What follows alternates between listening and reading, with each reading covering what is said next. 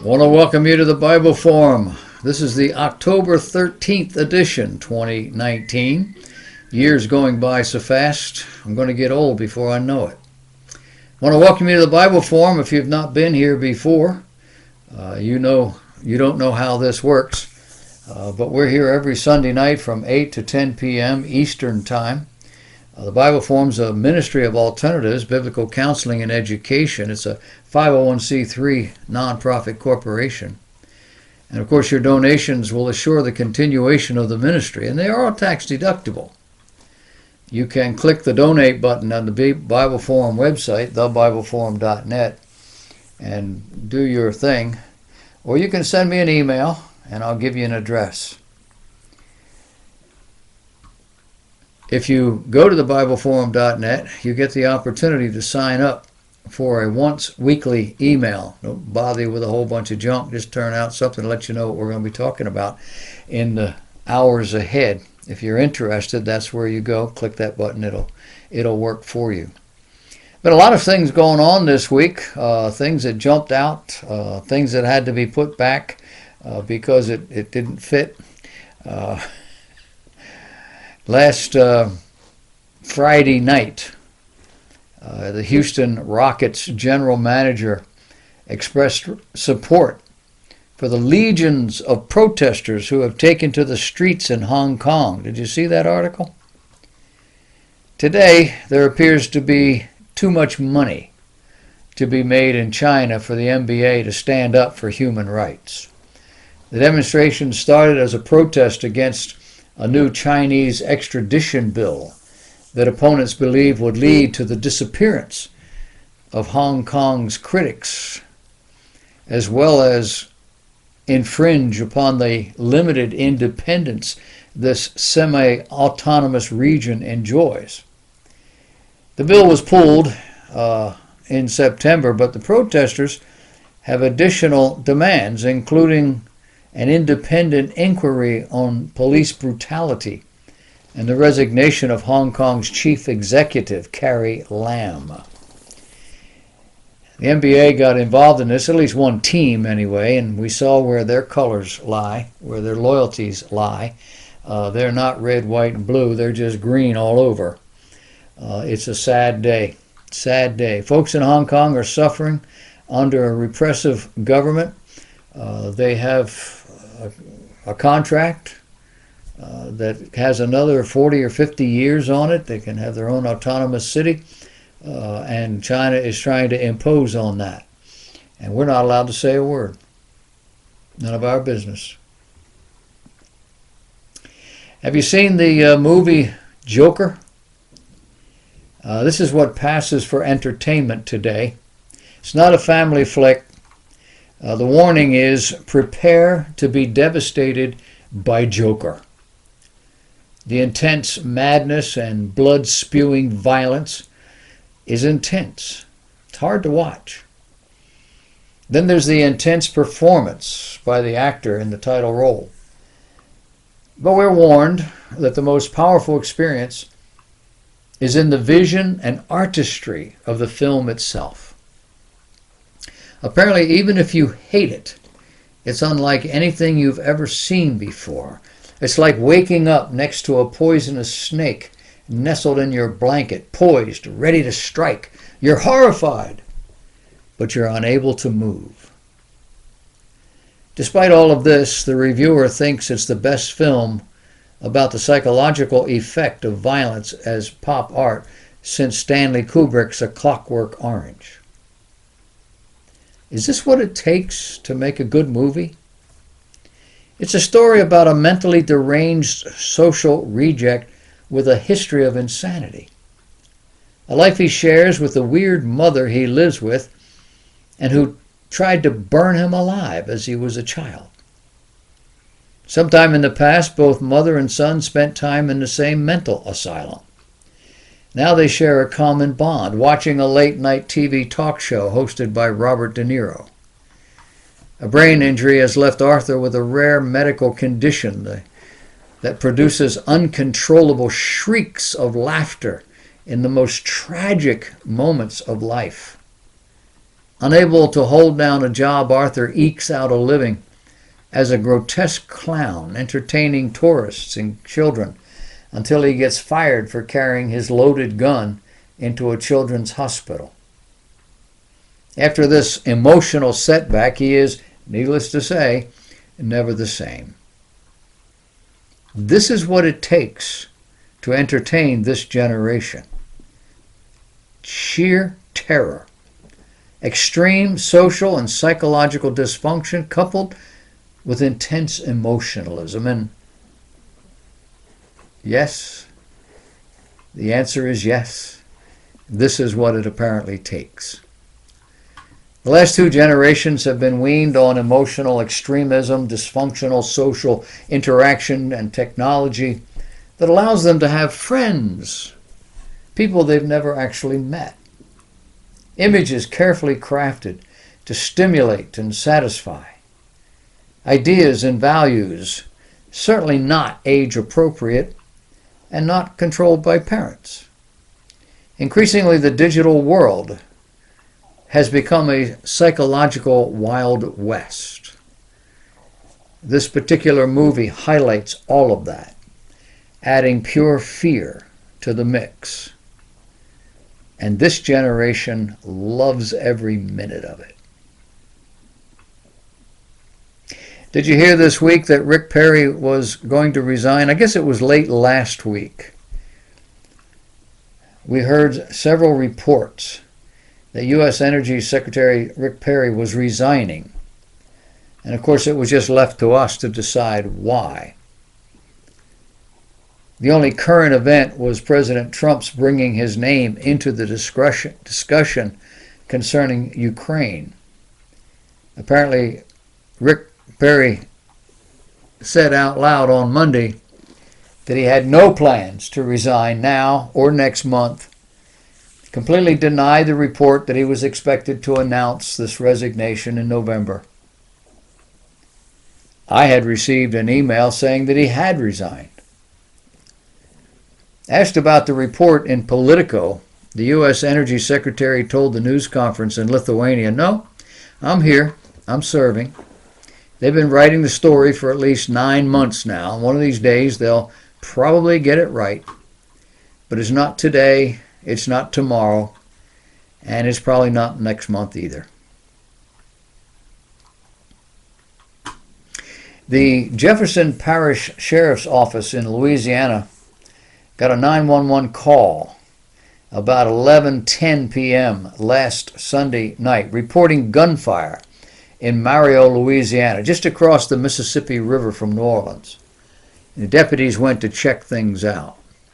They met up with a young man by the name of DeMont Meredith. He's 21 years old, who told the deputies that he'd been shot at.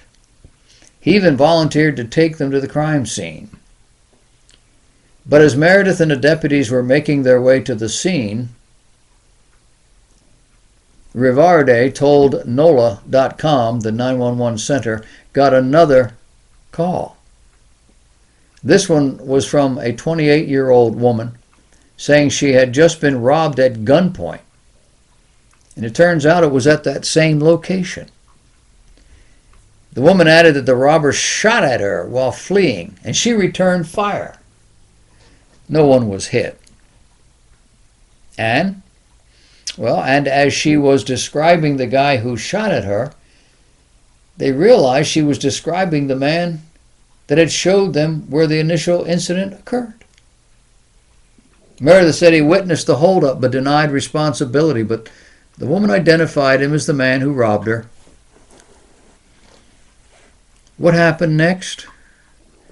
Mr. Meredith was arrested for armed robbery and aggravated assault with a firearm, adding that he was booked into jail where he remained without bail. Frontier Alliance International produced a documentary, and they support disciple-making teams targeting the unchurched and the unengaged spiritually. FAI points to researchers who believe the underground church in Iran is the fastest growing Christian church in the world.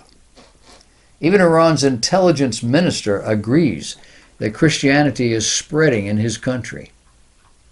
Three factors explain this remarkable spiritual awakening, and it serves to offer us steps we can take to join this movement right here where we live. For what they do over there initially is to have a commitment to disciple making. Christian leaders in Iran do not seek converts, but rather disciples. No contact evangelism in Iran. One Iranian church leader explains it this way: if you plant churches, you might make disciples. But if you make disciples, you will plant churches. Their disciple-making movement leads people to become conformed to the image of Christ and sanctified. And for those of you who don't go to church and you don't know the jargon, sanctification means being set apart. It's something God does to genuine believers. He sets them apart unto himself and from the world. But we have an obligation to sanctify ourselves. There's some things we ought not be involved in, some things we ought not to watch or listen to. These people are not just reading the Bible for information. They're reading the Bible to be transformed. And as a result, they say, quote, our model inside Iran is that we don't convert to disciple, we disciple to convert. According to one Iranian leader, about 55% of the disciple makers are women. The women are leading this movement, going out in the highways and the byways, sharing with prostitutes, drug addicts, and everybody they come into contact with. And anywhere that's done, primarily in Iran, it takes courage. These are courageous women. They shame us here in America. All of us, men and women. Unless you live in a van down by the river and you don't have electricity and you don't have a phone, you know that on Wednesday, the nation of Turkey began an air assault on a 100-mile deep nationwide area in Syria. This is nothing less than biblical prophecy beginning to unfold. Turkey's goal is to create a place for their 10,000 Muslim refugees, people who fled Iraq and Syria and what is called Kurdistan when the conflict in that region escalated about 5 years ago, whatever it was. All of this less than 24 hours after our president announced that he would remove the 1,000 or so U.S. troops in the area. Now there's clearly something here we don't know, because this doesn't sound right. Most of us know Kurdistan only as a contentious area of largely Christian or Christian-tolerant Arabs trying to maintain their own autonomy in the midst of a swirling conflict that threatens their very existence. Kurdistan is bordered by Iran, Iraq, Turkey, and Syria. The people group is varied. Some of them are Turks, some are Persians, some are Arabs, some are actually Kurds, Armenians, Syrians, Chechens, and Azeris. And there are some others as well. Their history has always been to maintain their own identity amidst the swirling turmoil that is this particular area. In recent years, the U.S. and other Western nations have worked to keep these folks alive and to keep them autonomous. We support their autonomy and provide direct support to them. We have troops there, which we train. We give aid and protection. All of this so that these people will not be absorbed into the Iraqi nation or annihilated. A large number of Christians live there, in Turkey, in Syria, in Iraq, in Iran. And the Turkish, and all the Muslims, would eliminate them immediately if they had the chance. Currently, Kurdistan is home to 12 to 15,000 war prisoners, some of the most dangerous prisoners we have helped to contain and to feed and protect. But all that's now up for grabs. And some of those prisoners have escaped. And few there be in this nation who can comprehend our president's abandonment of them. Trump's getting criticism from every quarter. The Kurds are afraid of Turkey, which is ramping up a distinctly Muslim army, afraid that they will simply walk in and wipe them out. Syria borders them on the west, and Syria has been on a war footing for years now. Iraq borders them on the south, and Iran borders them on the right, and everywhere around them.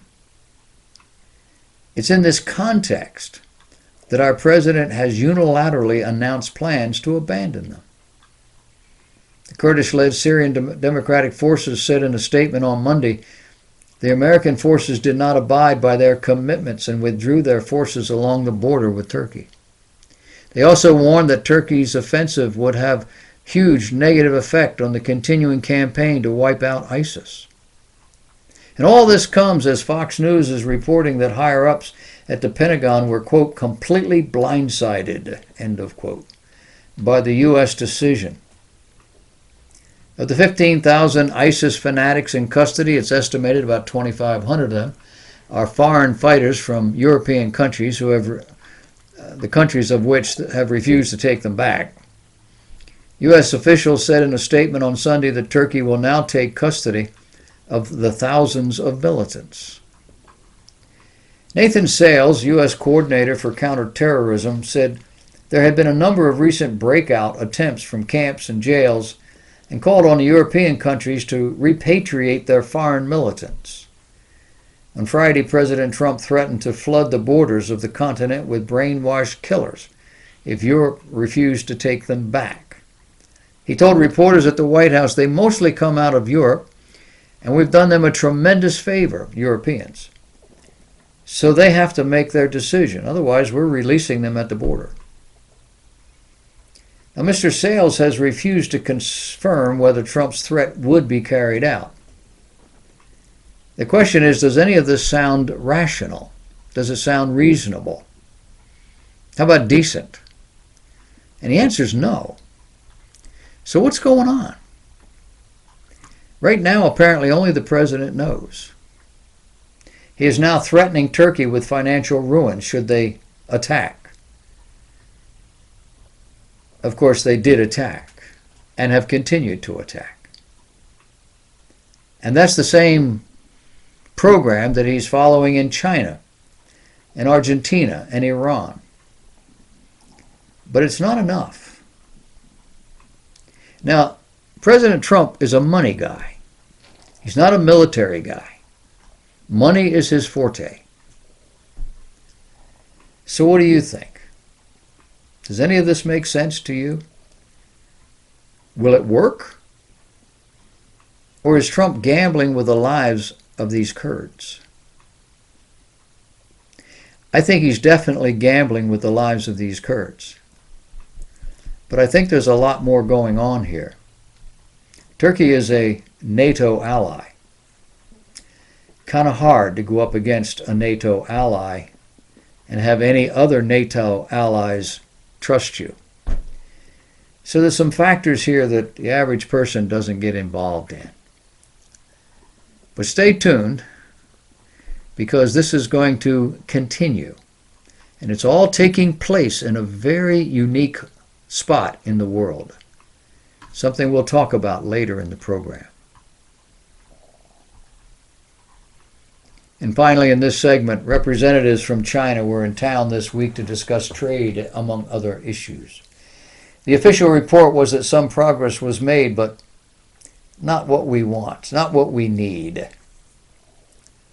News that was either not reported or hidden on the back pages concerned a deal that was signed by the Obama administration about a Chinese communist country set to control the second largest container port in the United States, there at Long Beach, California. After a national security review by the Trump administration, that 40-year-old deal is dead. A situation buried in the news behind the more important issue of trying to get rid of President Trump. This China-based Costco Shipping Holdings Company, which owns cargo ports throughout the world, including Latin America, the Indian Ocean, Mediterranean Sea, Greece, Italy, Spain, and other European countries, not to mention the dozens of ports projected, either funded or operated by China in sub-Saharan Africa. In Africa, these countries are hosting Chinese ports, and it has resulted in those nations adopting positions on key international issues which are in line with China. And my point here is that there's more going on than we're being told. Without a Trump-type president, we would still be continuing down the globalist road until there was no more U.S. We haven't seen the likes of this man since Ronald Reagan, and that was 40 years ago. And the question is, will we ever see another? After the Trump administration finishes out its 8-year span, I believe the vice president will step up and we'll see some continuation. But that's only, 16 years down the road? 18? Then what? All of this factors in to biblical prophecy. We're going to talk about that a little bit later in the program. Stay tuned.